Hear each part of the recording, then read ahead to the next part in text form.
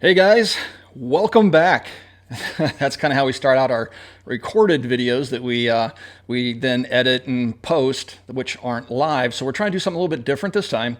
We want to try to do some live reviews. Although I don't really consider what we do to be reviews, I'm calling it that for the lack of a better term, right?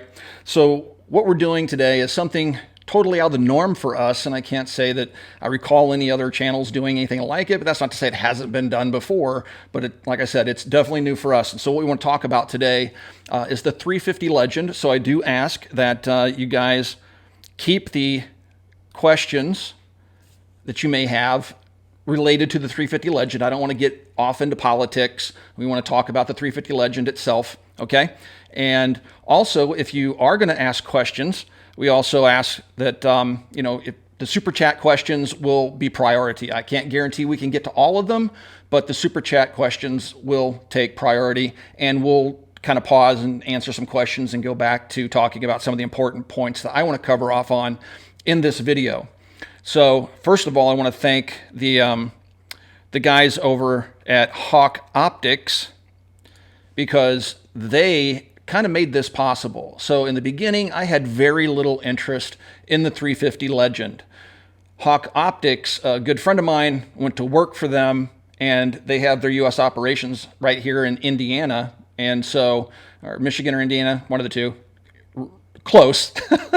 Anyway, so my buddy's like, hey man, let's meet out the long range, and I want to just show you some of the optics. And then they said we're going to bring out a 350 Legend. And at that point, I really wasn't interested in the caliber because it's not a caliber I would normally hunt with.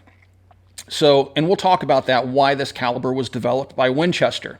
So the Winchester launched it at 2019 SHOT Show, and it's kind of like the 224 Valkyrie that Federal had launched, I believe, the year before. It's a brand new caliber, but it's kind of one of those calibers that's searching for a very particular niche. In this case, it's catering to states that have bans on conventional bottlenecked rifle centerfire cartridges that require something over 35 caliber with a straight wall and so forth and so on. We'll get a little bit more into that because I want to point you towards an article that I'll bring up here on the screen in a moment that'll answer most of your technical questions about the 350 Legend.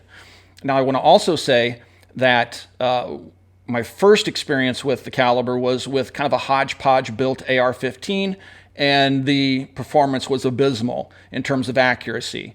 The second time the Hawk Optics guys came out, they brought a Ruger American with one of their optics on there, and I'll show you more about that optic here in a few minutes. And what's unique about that is Hawk actually has an optic out right now where it's BDC for hunting. So, because this is a 300-yard caliber, that's what it's touted as. They have a BDC reticle that will work with the 350 Legend.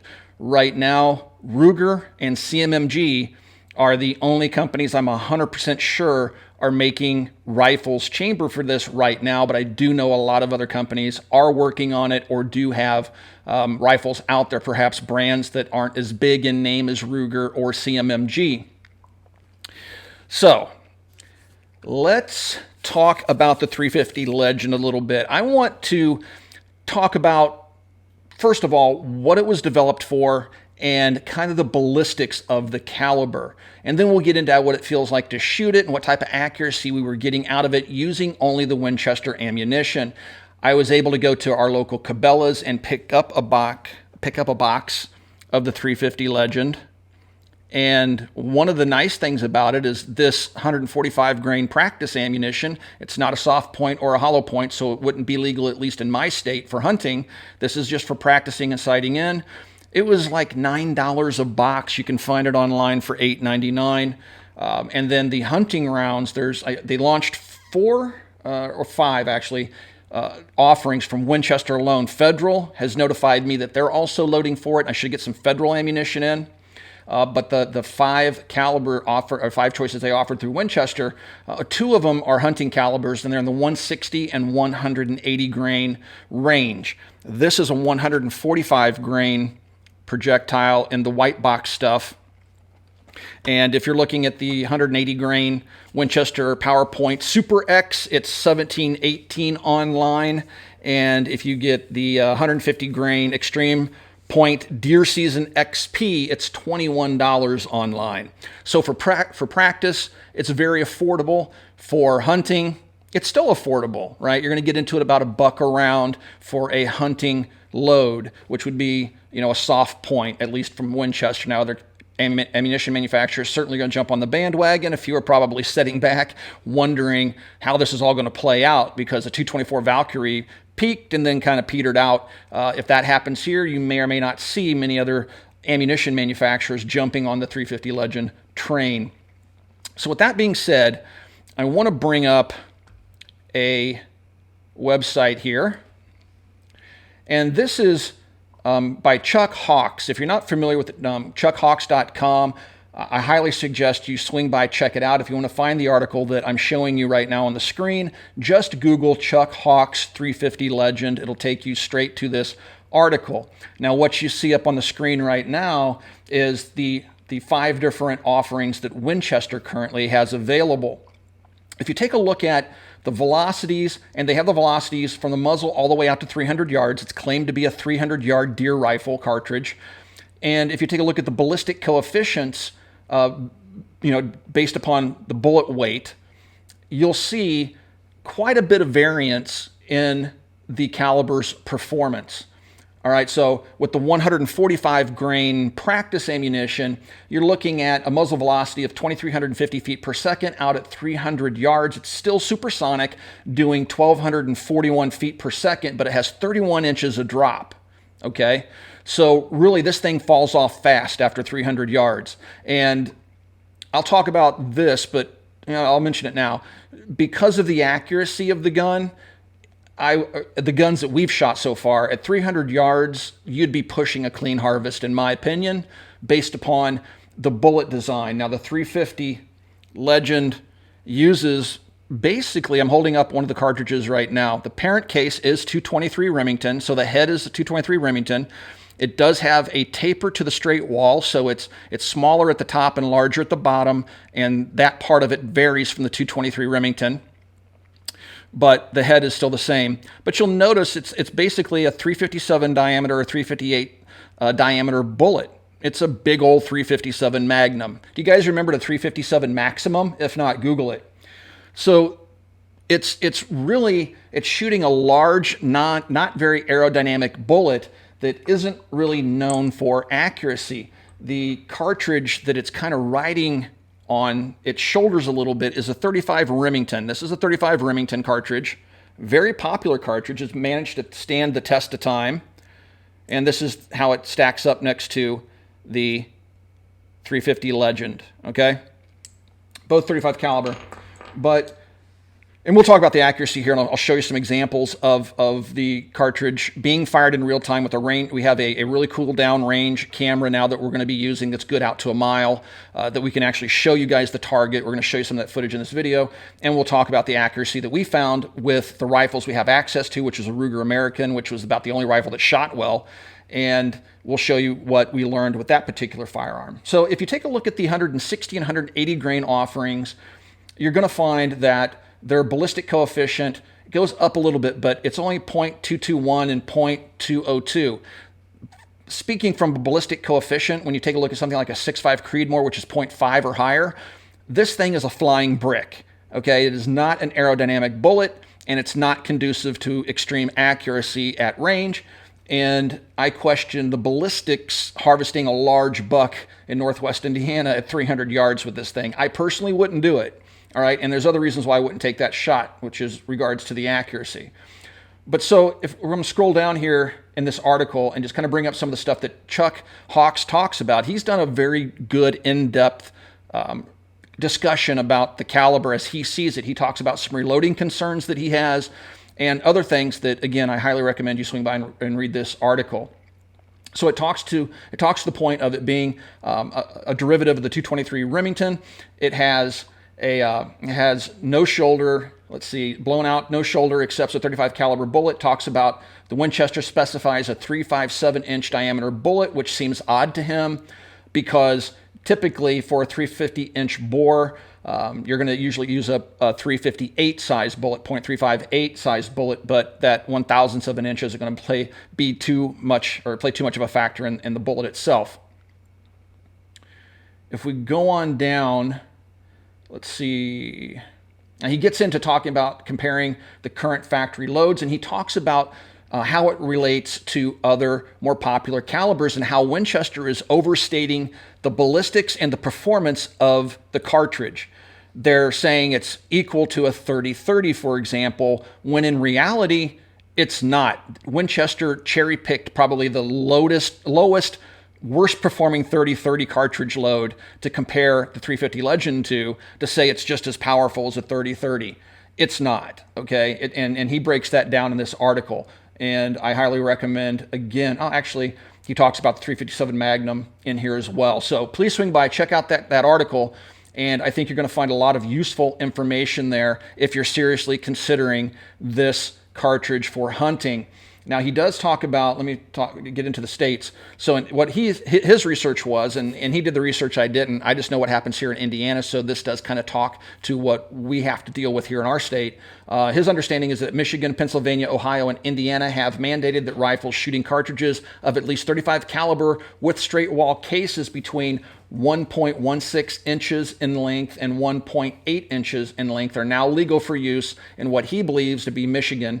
And it's also legal here in Indiana. Now, Indiana, for the longest time, did not allow rifles at all. It was black powder, shotguns, bows and arrows, handguns. We've been fighting that for several years. Now we have it to where on private property, we can use pretty much 243 up to 300 Win Mag or 50 cal. But on state-owned land, public property, public hunting, you're going to be using a caliber like this or 458 SOCOM, 450 Bushmaster, things like that. Now, I'm not going to get into the ballistics differences between those calibers and this one. We're just going to talk about the 350 Legend today. This is a preliminary video, guys.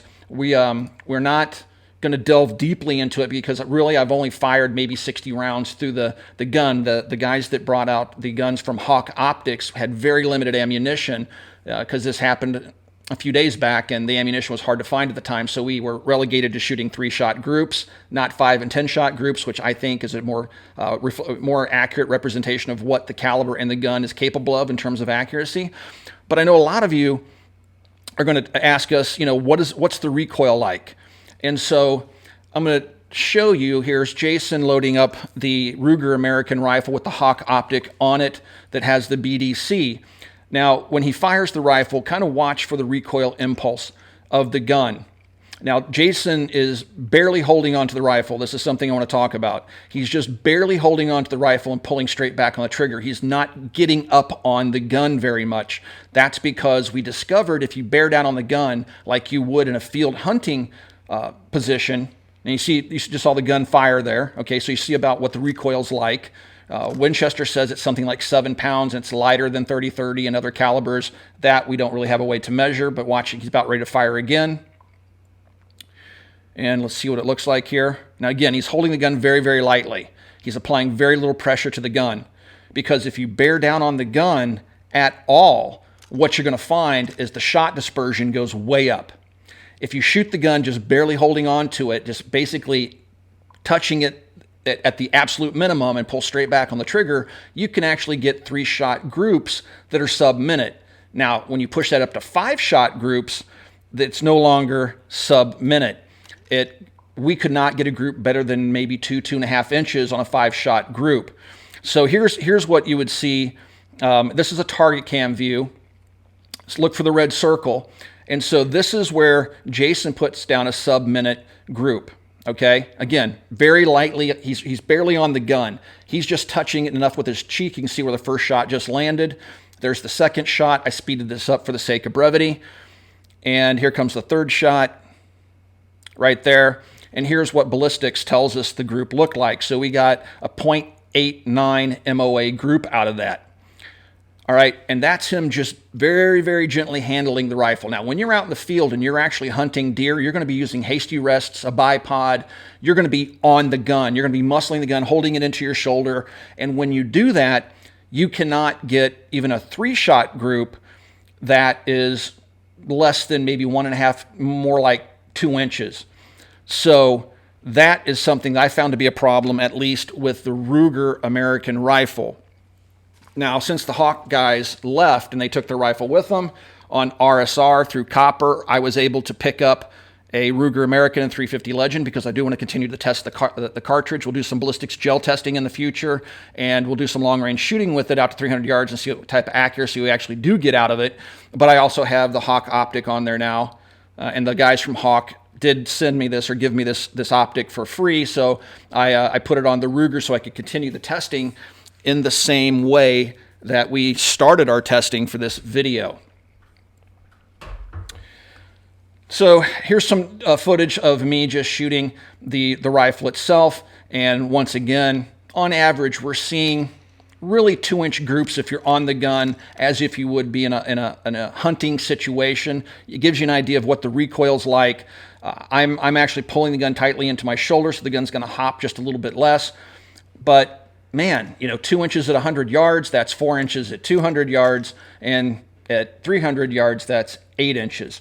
And when you're shooting at a deer-sized animal and you're trying to get that critical shot placed, I don't have a whole lot of faith, at least based on the Ruger's performance with the loads we were firing. I don't have a whole lot of faith that I'd be able to take a clean harvest at 300 yards. So that's something that really bothered me a little bit about it. So here's the best group that was put down. It was shot by Jason, again, very, very gingerly holding the gun and shooting it from a target type position, right? Target shooting the gun, not using it like you would in the field on a deer hunt.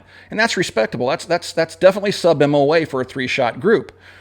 Now, when you take that, and here's another really good group. This one is a .89 MOA. I don't remember if Jason and I shot this one. But again, either way, we were both using the gun, very, very gently holding it and firing to get these types of groups. But this is more on average of what we saw. And if you look at the camera footage that I just showed you, you'll see other targets that were on that footage. You'll see what the regular 3-shot group looked like when we were bearing down on the rifle and shooting it like we would in the woods on a deer hunt. So I'll roll some of that footage back in here, show you some more camera footage. Where did I put that? So I guess we'll just play this one again for you guys. The camera footage. Now, like I said, the red circle shows you where we were shooting this group, but take a look at the other targets and see what the shot dispersion is. You're looking at 2-inch 3-shot groups. We didn't get sub-minute groups or minute groups until we stopped bearing down on the rifle like we would in that field position. So that's why I'm saying I wasn't impressed with the accuracy of the caliber. So let's move on to what if you want to suppress it. Me, I only suppress, or I like to suppress all the firearms that I shoot in a hunting environment, especially with bolt actions. It's a great way to preserve your hearing. You don't need to wear earmuffs. You can go out, use your natural hearing, and it's more relaxed, and I just hate hunting without a suppressor. Well, the Ruger is suppressible, but we have one minor problem. Now, the threads on the Ruger are 1/2x28, the same that you'll find on 5.56 and 9mm for the most part. So there's the threads, which would allow us to put a 9mm direct thread suppressor on the gun. Now, if you take a look, I'll put the suppressor on it. This is just one of the mini 9mm suppressors that I have. You'll see that it screws right on the threads, the 1/2x28 threads. If I take a 350 Legend round, you'll see it fits, the entire cartridge fits into the bore of the suppressor, so you're not going to get a baffle strike. So you can get by with a 9mm suppressor, but here's the gotcha, okay? So if people are going to say, well, you can't run it because it's too high pressure, it's 55,000 PSI. Well, there's a problem with that. If you take a look at the chart I just put up, so 9mm cans quite often nowadays say that they're rated for 300 Blackout supersonic. And if you take a look at the pressure for 300 Blackout, look what the PSI is. It's 55,000 PSI, which is the same for 223 Remington or 5.56, and it's the same for 300 Blackout, and it's the same for 350 Legend. So in theory, you could use a 9mm can that's rated for 300 Blackout to use on the 350 Legend. We haven't tried it. We will. Now, you may want to, like with Griffin Armament, they offer many blast diverters to protect that first baffle in the handgun stack, because realistically, there's going to be potentially quite a bit of flame cutting that could happen to that first baffle and stack of the suppressor. And so you may want to run some sort of a muzzle device. But the problem is there are no 35 caliber muzzle devices out there. The only thing I can think of is if you go with a suppressor like the Griffin Armament Optimus, which has a very large bore diameter, or if you go with the Silencer Co. Hybrid. All right, so those are two silencers out there that right out of the box will definitely work with the 350 Legend. You can probably get by. We're going to shoot some 9mm suppressors on the 350 Legend and see what it does decibel wise, and and we'll take a look and see what type of damage, if any, it does to the silencer. So that's for a future video. So I'm going to stop there and take a few questions from you guys before I talk about some of the other stuff that I had on my plate. Jason, did you see any questions that are of particular interest? Do you believe this is in the same league as the 450 Bushmaster, 458 SOCOM, 50 Beowulf? Okay, so do I believe if this is in the same league as the 450, the 450 Bushmaster, 458 SOCOM, or the 50 Beowulf? No, it's not. So this is claimed to be a 300-yard caliber cartridge, or 300-yard capable cartridge. Those really big 400 plus large bore diameter AR-15 chamberings, those things really start to fall off after 200 yards. So would I use them in a hunting situation? Yeah, but I mean, Jason's more into that type of ammunition and that cartridge, those calibers, than I am. And based upon some of the testing he's done, the suppression of the 450 Bushmaster and the 458 SOCOM, running huge volume Bowers cans and things like that, it's just a loud, obnoxious caliber that's prone to breaking bolt heads. And yeah, I'm just not a fan of those calibers. If I was going to pick one out of all those, I would probably look more to the 350 Legend if I was going to hunt on state land. But I can't really say, because we literally have fired less than 60 rounds through this, which now that we just got the gun in yesterday from our distributor at Copper Custom, we will definitely be shooting it more. Federal has promised to send me some of their ammunition, and then we'll have a better understanding of what it's like compared to other brands and offerings that are out there. Perhaps Federal will come out with something that's more accurate than what Winchester is currently offering. You got one super chat up there from Alaskan Ballistics. Okay, we got one super chat. I'm going to go ahead and pop it up here for you guys. From Alaska Ballistics, do you think it would take down a caribou? And, and out to what distance? I have shots up to 500 yards possible. Well, I've never hunted caribou. I've seen pictures of them, and that's a pretty darn big animal. And no, I wouldn't take a 350 Legend to go after a caribou. I'm all about clean harvesting, caribou, elk, things like that. I personally would take a 6.5 Creedmoor with a good ELDX bullet or something like that. Probably I'd be more inclined to take my 300 Win Mag. So the 350 Legend is more or less a deer caliber, and the scrawny deer way down south, it'll definitely kill. But here's my concern, and this is something we saw with the 224 Valkyrie. When I shot a buck with a 224 Valkyrie, it did not exit. It stopped in the shoulder blade, and the entrance wound was a pinhole that had very little blood coming out of it. There's no blood trail left. This may very well do the same thing. I won't know that until I kill something with it, but if that's the case, if I take a 150-yard shot with the 350 Legend and it doesn't exit and it doesn't do a whole lot of damage going in like a 6.5 Grindle did on an Axis buck, I'm not going to have a blood trail to follow. So and I question just how much power this thing really has to plant a deer, like just take the wind out of its lungs and just set it right down on the ground. If you don't get a very good shot that gets the lungs and the heart, you're probably going to be stalking a wounded animal that's dying. And so you're going to need that blood trail. And I don't know if you're going to get that with the 350 Legend. I just don't. I'll have to find out. The Hawk guys said that they want to go hunting with me, and we'll try to get some game animals down on the ground with the 350 Legend. Those will be separate videos. Hopefully I'll be able to give you guys more information when that happens. Got another $2 super chat. Thank you. God bless, brother. God bless you too, man. Thank you very much. We are 100% viewer supported. So the super chats support the channel. We are not being paid by Hawk. We are not being paid by Ruger. We are not being paid by Winchester. We are 100% supported by our viewers through super chats. And and also through Patreon, which there is a link to that down below. And I'm trying to keep up with some of the super chats here and answering the questions. So I'm going to bring them up on the screen. Hopefully you guys like this new software. This is the same software that we use when we do our live streams with Hank Strange. Wow, $40, George. Thank you so much, my friend.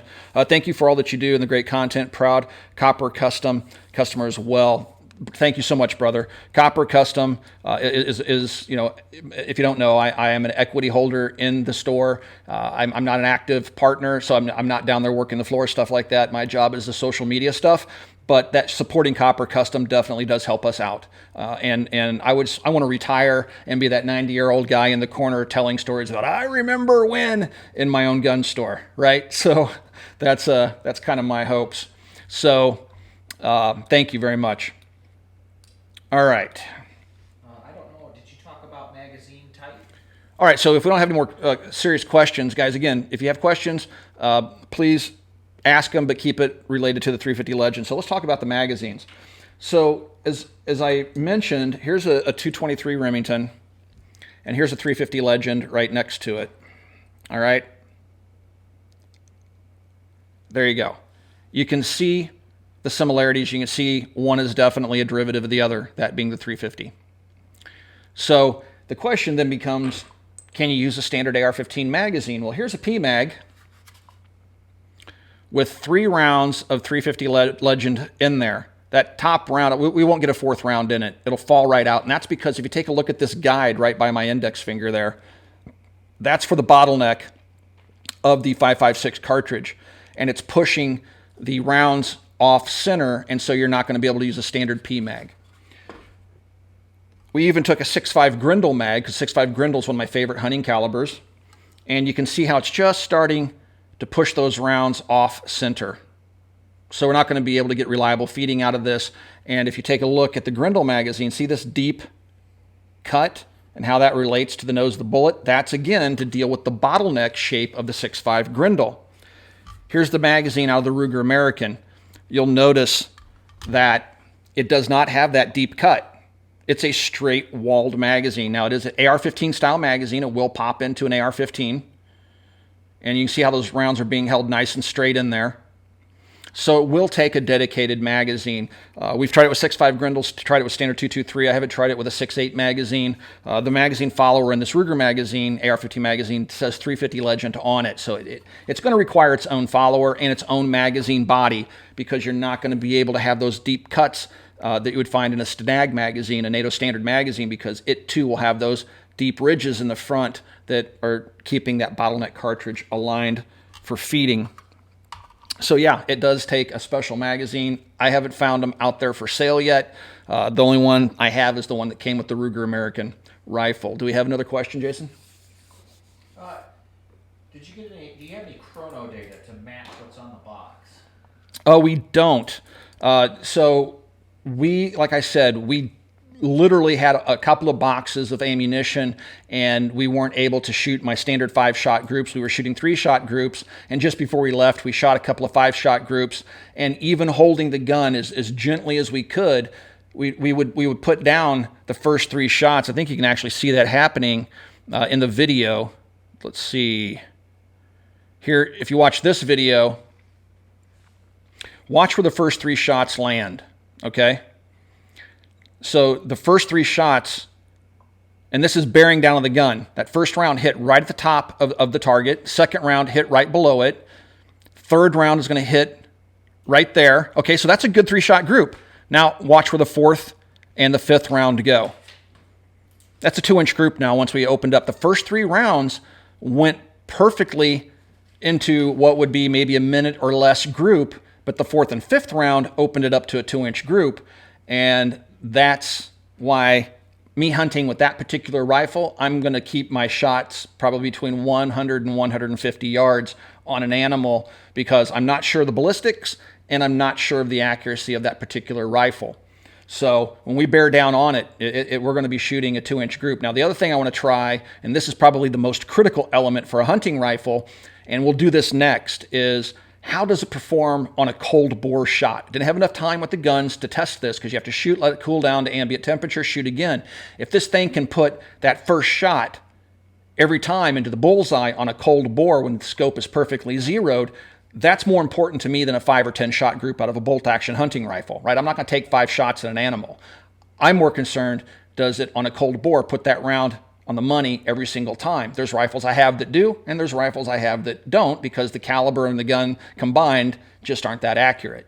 So we'll find that out, and that will be something we'll talk about in a future video. So you got a super chat from Joel Fish there for $5.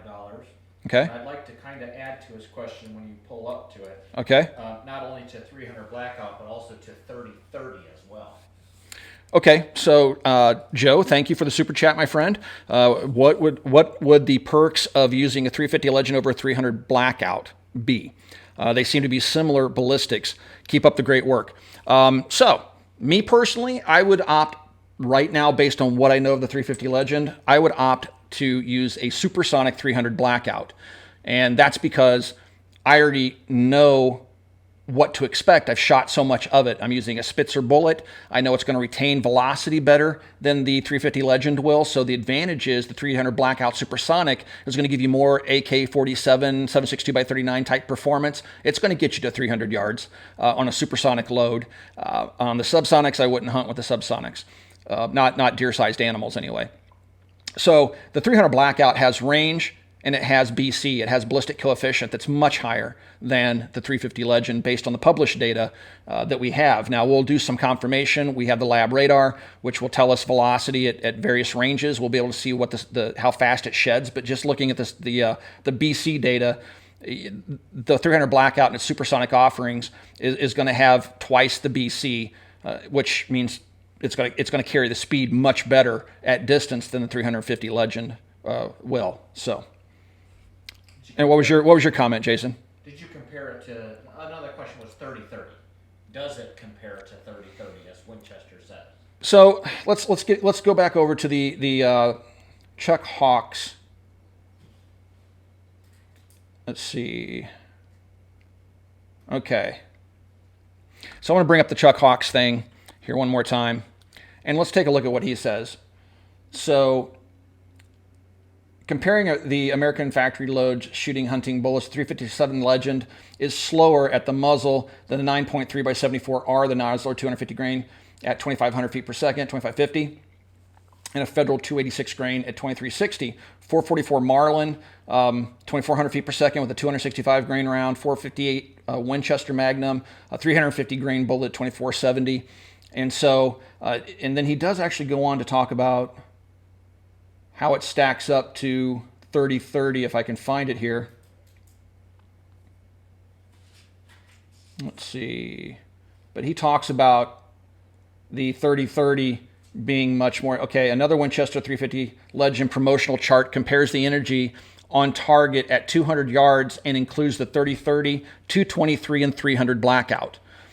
And it credits the 350 Legend with 903 foot-pounds, and the 3030 was 781 foot-pounds from a 20-inch rifle barrel, which is lower than any 3030 load published in the Winchester ammo catalog. So Winchester actually went out and found a 3030 load that they don't even produce, that's so PUD, so they could pump up the 350 Legend's performance.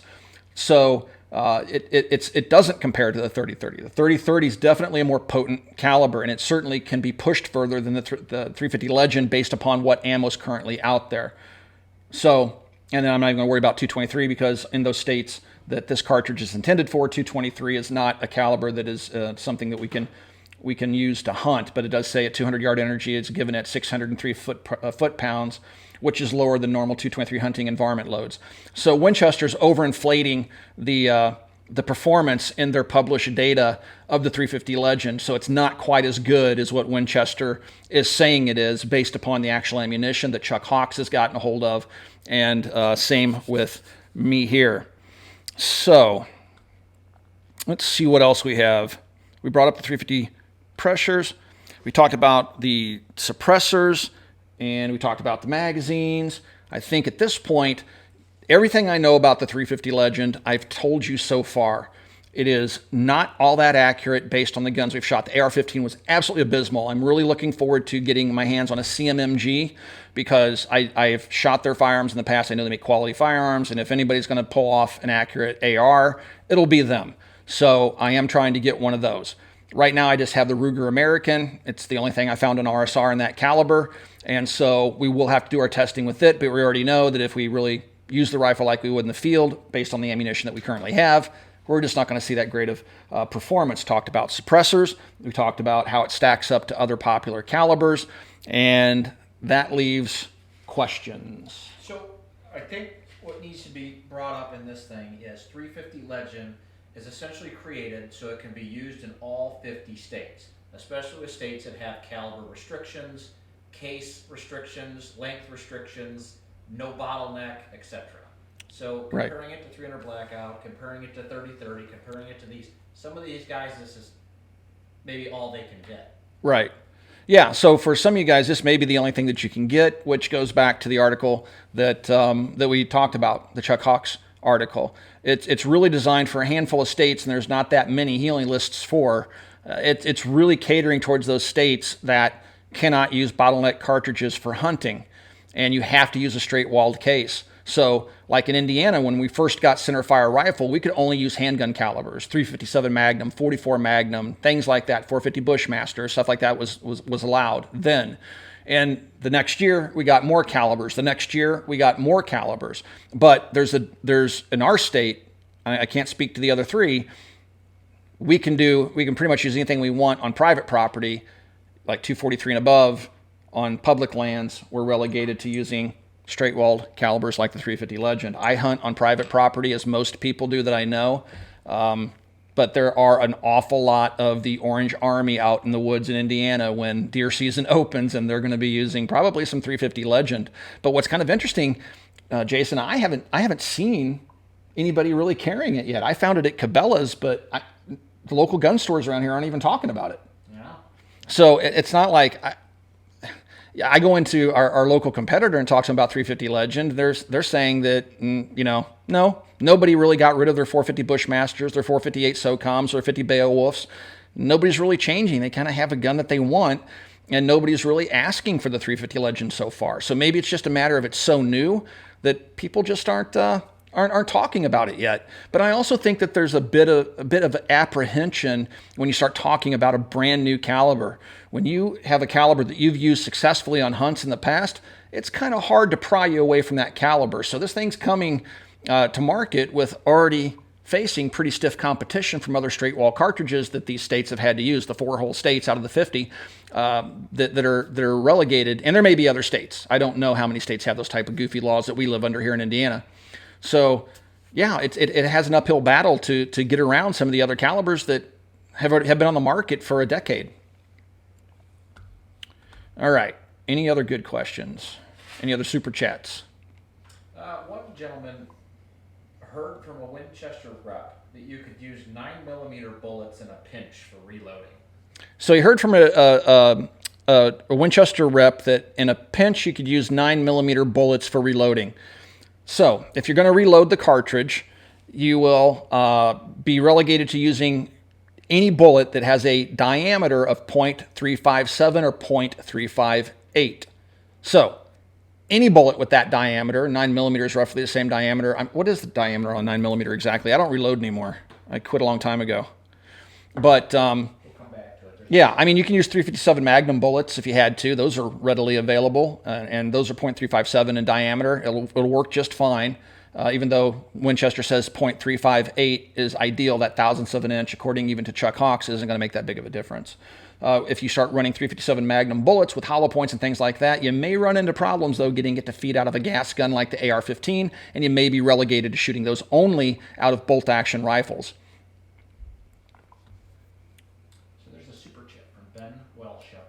Okay, 499 Bill, thank you very much. Do you think the accuracy issues you had were caused by the weak stock? Would a new stock fix this, like a Boyd stock? I don't know, man. And since I went out and spent $380 on a rifle, I'm going to try to wring the best accuracy I can out of it, and that may be a video in and of itself. Yeah, there's something goofy going on, because the tighter we bear down on that gun, as if we were taking a kneeling position, pressing up against a tree, trying to steady ourselves for a shot out of a rest, out of a blind. Any type of pressure you put on that gun, it goes from sub-minute 3-shot groups to 2-inch 3-shot groups. So that is probably a lot of the gun, and we'll probably try to sort some of that out. It could be just, yeah, it could be the stock flexing and applying pressure to the receiver. It doesn't seem, the barrel is pretty well floated. It's not coming very close to the stocks. So, you know, I don't know. We will try some other stocks on it and see if that improves things. Plus, keep in mind, I don't know how many rounds were fired through the rifle before we had it out the range and we had a chance to shoot it, but it very well may be that that gun would settle down some more with more rounds fired. So a brand new barrel doesn't always give you the best accuracy. It usually takes 100, sometimes 200 rounds to settle a barrel down where you actually get the best accuracy. That and trying multiple different types of factory loads. They're going to be loads it's definitely going to like over others. So we haven't had enough experience with it to say what's what there. And I'll give you guys a look at the Ruger here a little bit closer. Jason shot some B-roll, and this is what the gun looks like. So it again uses a standard AR-15 magazine. It's a bolt action, has a safety right on the back, and you know it's a decent little rifle. I was hoping that we would get better performance out of it with regards to accuracy, but you know it just wasn't there. So we will use this as a test bed for our suppressor testing, and hopefully the suppressor testing goes well. We'll see. We'll see what happens, and we're going to be using 9mm cans. I'd really like to use a taper mount, but the problem with that is we won't be able to get a taper mount. I can't think of one that's on the market outside of maybe something for the hybrid and or the Optimus. I have to go through my box of parts. Getting a muzzle device that has a taper mount that has a 357 or larger bore may be a problem, because at least with the Optimus, it's good up to 300 Win Mag, and that's smaller than 357, so it could become an issue. Alaska Ballistic put another $2 super chat. All right, here we go. Alaska Ballistics. Come up here and we'll kill a caribou with me. I'd love to take you up on that. Jason spent some time up there in Alaska. Jason, did you ever get a shot on a caribou? I never went hunting. Never had time in Alaska. He was in the Army when he was up there, and he never had time to go hunting. I would love to take you up on that offer, man. I would love to go up and hunt caribou. We were looking at maybe doing a hunt out west and going after elk because the meat's so good. The only problem is we couldn't get a filming permit. So that kind of poo-pooed it. It's, you know, no way we're going to spend money and not be able to, you know, shoot video. So, yeah, caribou would be a lot of fun, man. There we go. All right. Guys, I think are we out of questions, Jason? Yeah. Okay, I think we can wind it up, guys. Thank you very much for coming into this live chat. Again, for the first time we've ever attempted to do a live review, if you will, of something. We may do this with firearms in the future. You know, sound off down below in the comments section and tell me if you like the format, if you like the live chat, being able to ask questions in real time and having us working not on a script. I mean, this is just all right off the top of my head, which is kind of how we shoot videos too. But sound off down below and tell us if you like the format, if you'd like to see more live reviews. We are, again, supported by you, our viewers, so there is a link down below to Patreon. If you guys would like to support us on Patreon, it truly means a lot. We are 100% viewer supported, and that means through Super Chats here, through Patreon, and our other videos, we have PayPal links and stuff like that where you can help support the channel. So, again, guys, thanks for watching. Please swing by and check out Copper Custom. It was mentioned here earlier in the video. And also swing by, check out Hawk Optics. That is a company that was founded around 2002. It is an England-based company. It's family-owned, and they're known for their customer service. We saw them over at IWA in Germany. They had a very big presence there, and they're working to make inroads here into the United States. And hopefully, we'll find out what we think of the optics, but they're affordably priced and they seem to have good features for the money, but I'll speak more to that later. All right, guys, thanks for watching. Thanks for tuning into the live chat, and we will talk to you guys soon.